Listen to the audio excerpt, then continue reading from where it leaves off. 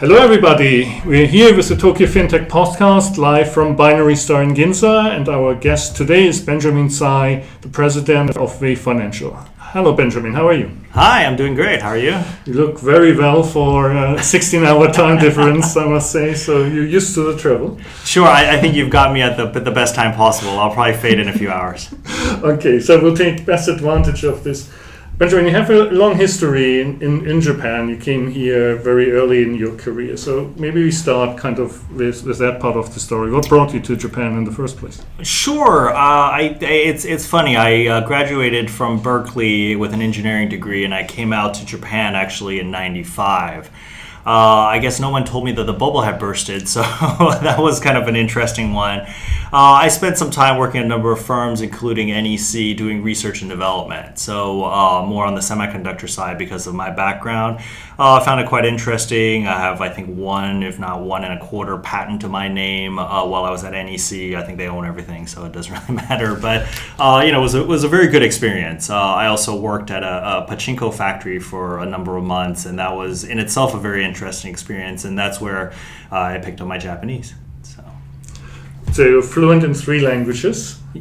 Yeah, no, I mean, my wife's Japanese. I speak Japanese at home, and so it is something that I've continued to use. And so after about 4 years in engineering, I went back to UCLA for my business degree, and then after that, I came back actually to Tokyo, and I've spent I spent 15 years across Asia, actually, in finance. Thereafter, out of that, 8 of that was in Japan with Merrill Lynch Japan Securities, which is up the street. And it was quite a good experience. I spent a total of about 12 years with Merrill Lynch doing structured products. I ran the structured products desk across Asia, and then I ran the commodities desk across Asia. And because the last stint actually was asked to move to Singapore, so I went out to Singapore and so forth. So after that, I went over to the buy side. I spent 3 years with AllianceBernstein and looked at a lot of the alternative investments. I ran the alternative investments business across Asia, and that was also very interesting. Looked at investments really from a buy side perspective, wealth management, and so forth. So spent quite a bit of time with wealth managers, private banks, and so forth, and seeing how that whole industry worked. About 3 years ago, moved back to the U.S. I kind of had enough of the Asia expat traveling life, spending a lot of time at airports and so forth. And my kids were getting older. My son was about to start high school, so I moved back to the U.S. And so I currently live in Los Angeles. And so Wave Financial is a relatively new venture. So having returned to the U.S., what made you kind of create your own firm? Sure. So going back to the U.S., I started investing in real estate and also investing in FinTech, and I noticed everybody in FinTech was moving into blockchain and cryptocurrency. So I came up to speed on that, was an advisor to a number of firms in that space, and then I started actually, was a co-founder and now currently the CFO of the LA Blockchain Lab. It's a nonprofit that connects UCLA, USC, UC Irvine, Caltech, and also the city government of Los Angeles. So it's a nonprofit. We connect academia with the government. We're trying to promote blockchain usage, blockchain adoption in Los Angeles. And there isn't a lot of other groups in LA that is pushing for that at that level. So that's something that we're excited about, and we continue to work on that. So from a US perspective, and especially when you look at blockchain, AI, financial services, where's kind of the epicenter of that? What would you say?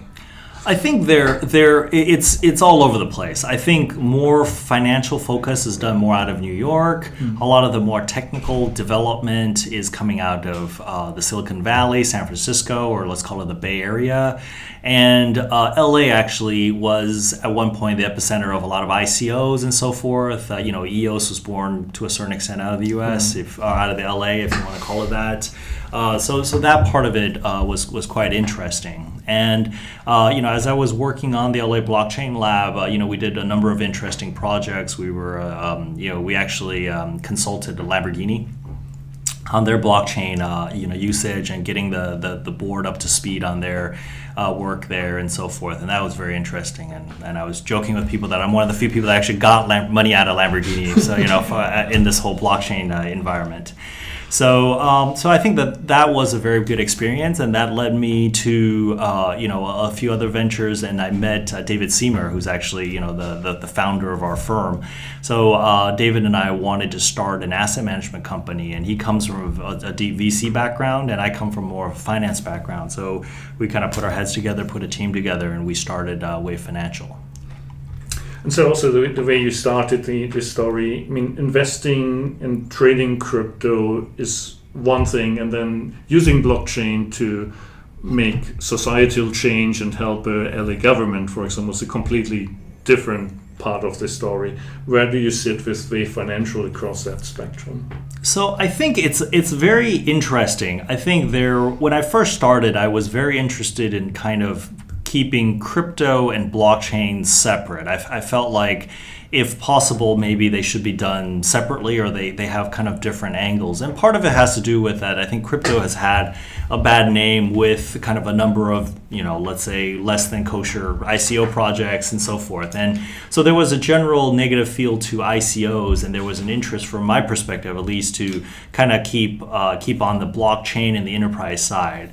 But at the core of it all, I think for people that actually understand this quite well, the crypto and the blockchain side are part of the same system. It's kind of both sides of the same coin. You can't really get rid of one or the other. The crypto side is the incentive system that keeps the blockchain going. And without that, it's just an enterprise database. And that is not the whole point of the whole blockchain. The blockchain is more about having distributed systems, having people around the world that are doing this, that are calculating, that are keeping track and keeping ledgers and so forth. And for them to keep a distributed ledger, they have to be incentivized. And that's how the crypto kicked in. So it's very hard to split the two. And to a certain extent, I think I've come to a realization that probably doesn't quite make sense. So, that's not something I'm as focused on. And, our focus right now really as a business is we're a financial services firm. We're not a technology firm. We're really focused on creating, asset management solutions that take into account of both the blockchain side and the crypto side. And so in terms of the asset management solution, and we're obviously not giving investment advice here on this podcast, so we need to issue that disclaimer. But what type of solution you're looking to provide to your clients? So from my perspective, I think there are a number of ways to access this space. I think the first way, obviously, is active management. And active management is relying on experts who are in this space who can manage your assets for you. We consider ourselves an expert in this space, and this is one of the services we do provide. The second one is, and you can see this mirrored in the traditional finance world, there are a lot of ETFs out there for you to take a passive, let's call it a beta exposure to the market. We think that can be done. We think that makes sense. So when I first joined the firm, we started an index called the Wave Select 20 Index. It basically indexes the top 20 cryptocurrencies in the space, monthly rebalance, and it's a market cap weighted index. So that covers, I believe, right now about 93% of the market. Mm-hmm. To get the other 7%, you need to go out another few hundred coins, and it's really not worth the effort. So we believe something over 90% is more than reasonable, and it's a good measure of the market. To take it a step further, in wealth management space, there are people who are interested in yield generating products or yield paying products. So I'm in the process of developing products that are yield generating using crypto derivatives, and that's something that is an up and coming field. That's something I'm personally very interested in due to my background. And I think as just for completeness, and we can talk about any of these pieces for completeness, I think there's one other way of using blockchain that is not crypto specific, which is the securitization and the tokenization of hard assets that can be used for investments. So the derivatives will be very interesting because so far some would argue that you haven't really had an opportunity to short the market in a very structured way or institutional way. And maybe at the end of 2007 when we had like the CME, CBOE futures coming out, it was like the first blip and kind of was the beginning of the market turning without going into market projections. But is this from an overall asset management perspective, that's something that's lacking in the market, essentially the facilities to effectively hedge the exposure and also take kind of also a naked derivatives exposure? Sure. I think what I am trying to do is I'm trying to take a step back and reproduce what happens in the traditional finance world in the crypto world. And let me kind of give you a few more macro data points. I don't have an exact data point on the percentage that is under active management versus direct investments, but I believe that it's very skewed right now in cryptocurrency. It's very skewed for individuals to take specific bets on individual coins. Whereas in the equities world, a large portion of that is in active management.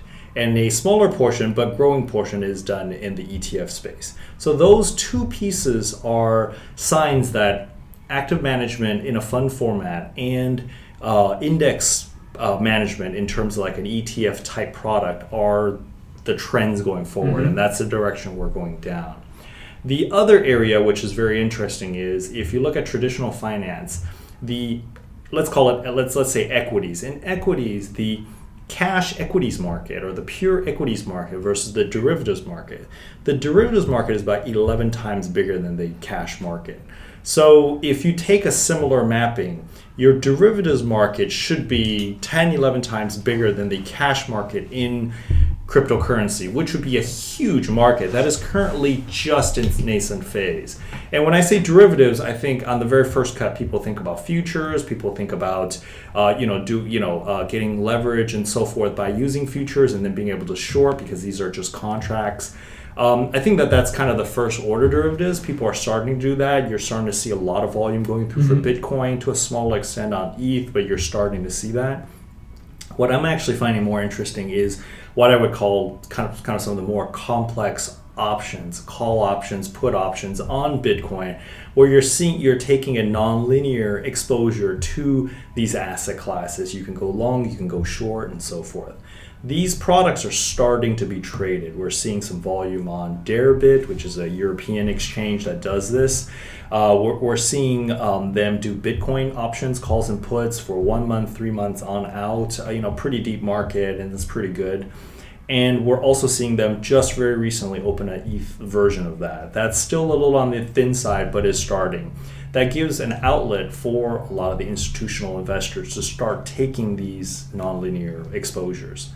What it does for me, which is something I'm working on, is taking that and creating more exotic structures that can potentially be yield generating for the clients. And that's something that we're working on. And feel free to contact me if you're interested in things of that nature. And so if we do the comparison further kind of with the traditional markets and where we could go in terms of the market size, etc., what does the investor side looks like? It looks like from an institutional perspective, we're still also in the very early stages of institutions actually taking even kind of the straight crypto exposure. So if you're talking about timeline, where do you see this happening? That is a very good question, and that's something that everybody wants and everybody is interested in. But I think there are two things that are holding this back. One is kind of a lack of transparency as to where this is going and whether this is an investment asset class or not. I think Cambridge Associates or Cambridge came up with a report that talked about this being an asset class, and that pensions and endowments should start looking at it as a way to take exposure, low correlation, high potential returns, and so forth. And I think they published that near the bottom of the market, so there was good timing on their part. But I think that is a good way of looking at it. That's one part of it. And the second part of it is how to take proper exposure. I don't think the endowments want to buy the tokens and download it into some hardware wallet and keep in their vault or safe or whatever they do. They're more comfortable as institutional investors for these assets to show up in a paper statement kept by a major financial institution. This was not possible before, but it is now becoming a possibility. We have 4 or 5 qualified custodians out there. We know because we're a registered investment advisor in California, so we speak with all of them. And there is Coinbase, BitGo, Kingdom Trust, Prime Trust. They're all qualified custodians by kind of U.S. standards in terms of being a custodian that a registered wealth manager can use to keep their clients' assets. So that's a starting point.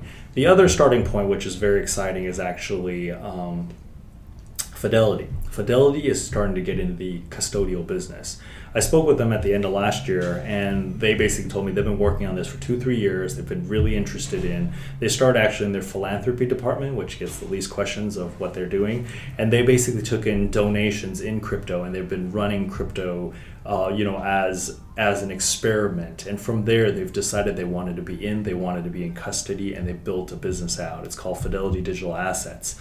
We're signing up to be one of their clients, and they're just doing Bitcoin custody right now. They will slowly put in ETH next. I think they mentioned Q3. They're slowly thinking about doing other services with that, but their very first service is custodian.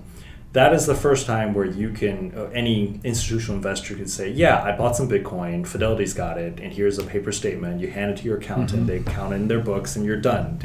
No questions asked. I mean, Fidelity holds your assets. What more do you want? So they're applying to become a qualified custodian. They should probably get that done on Q3. So I think that is a real avenue for institutional investors to get involved in this. They're also opening up a dark pool. They're very strong in the dark pool on the equity side already as Fidelity, and they're going to use the same technology to open a dark pool for Bitcoin trading for all of their clients.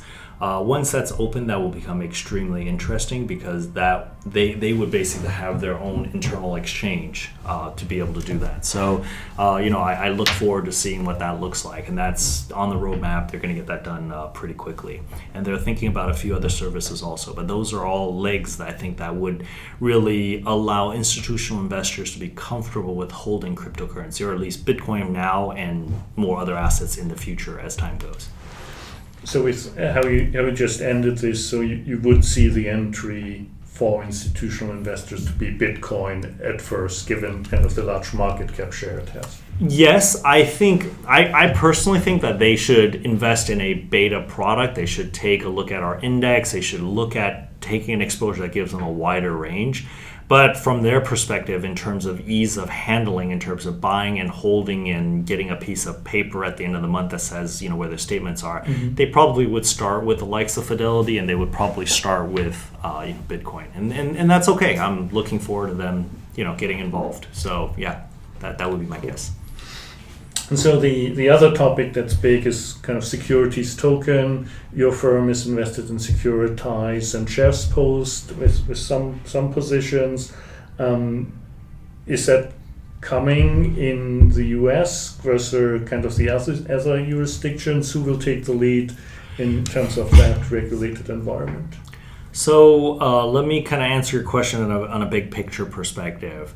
I lived in Tokyo, Hong Kong, Singapore, Taipei, and I was a registered representative in all of those countries, exams and all. And also I was licensed. I'm currently licensed in the US as a wealth manager, as an investment advisor, I think is the right word. So, I'm a big believer in being registered and being licensed and doing offerings legally.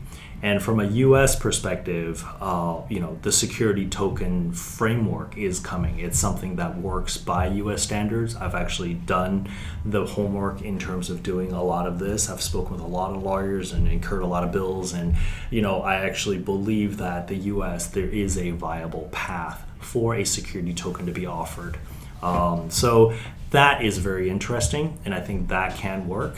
By U.S. standards, and this is something that I'll be talking about in kind of the meetup I'm doing tomorrow, we are looking at U.S. regulations. There is a clear path of what you can do legally, and then there is very clearly a path of what you cannot do. And that starts with SEC looking at, the Howey test, of projects. If projects were raised with investments and monetary gains and tradability in mind, then that violates the Howey test. And by violating the Howey test, then the offering becomes illegal. If the offering is illegal, then the SEC can come and give pressure to kind of having those investments be withdrawn and so forth. And I think the first line in the sand, out of many lines they've drawn in the sand, the first line in the sand is the DAO project. And basically, there's a general understanding within the market that anything that happened before the DAO project is okay. We're letting it go. DAO was the first guy that got busted. Thereafter, you're supposed to follow securities laws. Now, as everybody knows, that happened a while back, and there were a lot of ICOs thereafter. Being sold to U.S. clients, individuals without a registration or an exemption, that becomes a big problem. U.S. regulations are actually relatively clear. They're somewhat restrictive, but they're relatively clear. You can apply for an exemption, a Reg D, a Reg S, a Reg A+, a Reg CF. There are different categories depending on what you need. And I believe that, it's wide enough for most people to do most things. It does not allow you to willy-nilly sell whatever you want to whoever you want, but following those rules, you can get it done. And that's what the whole security token ecosystem is based on. And I think other countries are starting to adopt something similar. It's similar to a certain extent to equities. When you buy a stock, you've actually gone through an AML KYC process. You actually have a whitelisted wallet. The stock you're offered is either a public offering or is a private offering that you're qualified to buy through a certain exemption. Nowhere in the security space would you have been exposed to things that were not qualified. I think in the US, the days of boiler rooms and being called on some random stocks is kind of over, right? That's kind of gone. And I think the ICO world is heading down the STO direction. And just as a random side comment, I think there's a big question mark around the whole IEO prospect, where a lot of exchanges are doing offerings because the exchanges involved doesn't change the whole discussion I've just had. So I don't know what people want to do with that. I don't know where that goes, but that is an interesting question that's put up. Of course, most of the IEOs don't allow U.S. investors, so the U.S. regulation is not really a much of a discussion. Mm-hmm. But I feel like regulations are starting to come into place. The U.S. certainly has a understandable and regulatory framework. I believe a number of countries are pushing down that direction. Hong Kong and Singapore have sandboxes now. Thailand's passed a set of rules. Malaysia's passed a set of definitions, rules to come. Taiwan, I think, rules to come. I'm hoping Japan will have something soon, and there are rumors that may be the case. And I think those are all kind of safeguards and kind of driving more of a fundraising process back into the traditional security space, which I could kind of understand as a formerly and currently regulated person. It makes sense to me. The fact that people thought that wasn't the case is the part that I don't actually understand. So it's also in the spirit of kind of being regulated is a good thing. Everything above the law. We had kind of the guidelines coming out from the Financial Action Task Force now that also puts kind of more pressure on, say, unregulated exchanges. So based on what you said, your view on that should certainly be that's a good thing that this is coming and harmonized around the major jurisdictions.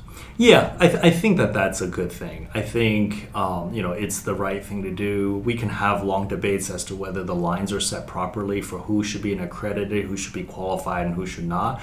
And we could debate on whether that's fair or not, but that debate should not supersede the outstanding current framework. Just because people don't agree that line was drawn fairly doesn't mean that they can just go and do whatever they want. Mm-hmm. So I'm a believer in that framework working out. I'm a believer in the adoption of that. I think we're still not quite seeing enough adoption, and I think that will come with the right products, with the right demand from clients. Let's get back to the hard assets. And you had the market comparison from the cash markets, derivatives market, and real estate markets are always still a multiple of the traditional derivatives markets, right? So is that the ultimate prize, being able to digitize all these hard assets? Sure. I think hard assets, and I think a lot of people start with real estate because that's easy to understand, and there's a lot of real estate securitization already. There's REITs, there's for what it's worth CDOs and so forth. So there's a lot of understanding in that space. With that said, I would take a step back and say that let's take a deep breath and forget, what we think is going to be big or small or make money or don't make money. Let's take a deep breath and think about why do we want to securitize it and what is the benefit? And then we can work our way forward from that. And from my perspective, being able to securitize gives you a number of things. First, it gives you fractionalization. You're able to take an asset, fractionalize it to smaller pieces and have, percentage ownerships and so forth. So that's one. Is that good or bad? Let's just leave it at that. The second point is the potential for liquidity. And I always say potential because people say, oh, well, if you securitize, you have liquidity. Well, liquidity means you have a buyer and a seller. If you don't have a buyer or a seller, then you don't have liquidity. It doesn't matter what technology you use to securitize it. And the third thing is reducing the admin cost of managing the fractionalization and the potential liquidity trading of these tokens. And I think these three are the main points that you would want to take advantage of to use for hard assets. So that's the background of how I think about hard assets. My next step is, what is the point of securitizing hard assets? The point of securitizing hard asset is that there are certain assets in the world that are usually chunky and they increase in value as time goes, and they typically don't have a cash flow. So in the traditional large institutional investment space, you would have lots of money, you would write a check, you would buy the whole thing, and then you're done. Or you would put your money in a fund and the fund would buy the whole thing and then you were done. And you will get your money back when you get your money back, when that thing is sold, and it's sold once every 1, 3, 5, 10 years. And your money's locked up until then. Now, for most people, that access doesn't work because these chunky assets like a $30 million apartment in Manhattan or something to that effect, it doesn't work. Most people can't afford that, but they do want to have an opportunity for that investment. So what you would do is you would be able to fractionalize it into smaller pieces and basically crowdsource the money. And more importantly, you can then make that token tradable so that it could be traded among the holders or other people that are interested in coming into the investment later.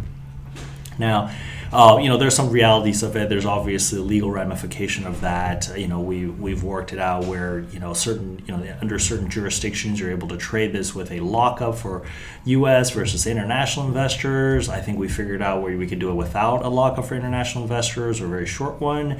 And in the U.S., we do have a lockup, but we can shorten that also. But, so there are regulatory, differences between different types of holders. And the whole point of the STO software and the protocols and so forth is to make sure that those laws are followed. Mm-hmm. Those transfer restrictions are built into the technology of it. So back to the story of securitizing things. One of the interesting things we're looking at is actually securitization of whiskey. Whiskey is an asset that increases in value just by sitting there in a barrel. As time goes, it gets more expensive. It's called aging your whiskey, and I think everybody understands that. So not a lot of people can afford a whole warehouse full of whiskey, but distillers are not in the business of selling aging of whiskey in bottle, values in bottles. So there comes a middle ground where we could potentially assist in that, where we are buying a warehouse full of barrels at a young age and let it age. And we can tokenize that and we can have people trade those tokens. And we can do this on a regular basis so that it becomes a tradable asset class. We're almost creating a derivatives market on whiskey. And that is, I like to use that as an example because people really understand that. It's easy, it makes sense, the asset is increasing in value, and the investment makes sense. And for liquidity, you can trade it, you can hold on to it. And on a regular basis, we would probably sell a few barrel every year just to establish the pricing of whatever's left in that warehouse. So you would also get a valuation and so forth. So, from that perspective, it's an easy example of what can be done. We've looked at many other asset classes, clean water, racehorses, and obviously real estate and so forth. So, there are many, many interesting things that can be done. And I think, the world is really going to evolve into doing more of those different assets. I mean, in terms of whiskey, I would like to see the dividend model. If you get it in natural form, that would be quite attractive. But for many of these asset classes, there are certainly some voices out there that say if there is liquidity, so if there in fact is an interest from buyers that you can take advantage of, there should arguably be a liquidity premium. So the value of these assets actually should go up because they are much more tradable. Would you agree with that view? I think it's the other way of saying it. I think when you don't have liquidity, you need a higher yield to justify the fact that you're blocked up for a longer period of time, and that's what a liquidity premium is. And if you make it liquid, then in theory you may potentially lose that liquidity premium, and I don't disagree with that. I mean, that's how it works from a financial model perspective. This has nothing to do with technology, and I think that is not unfair. Even without, to a certain extent, the liquidity premium, the things that get securitized should still make sense as an investment. I think a lot of people miss the point that what we're talking about is an investment. What we're talking about is how to put money in and make more money and achieve a certain yield that you want.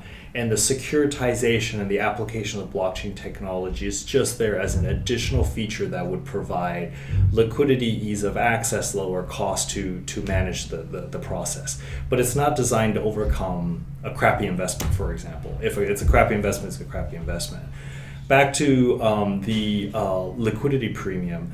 That liquidity premium is, the other way of saying that is being captured, or that is being traded away by the securitization, which, for what it's worth, I think it's fine. So somebody will be able to get in that investment cheaper without that liquidity premium because it's in a liquid format.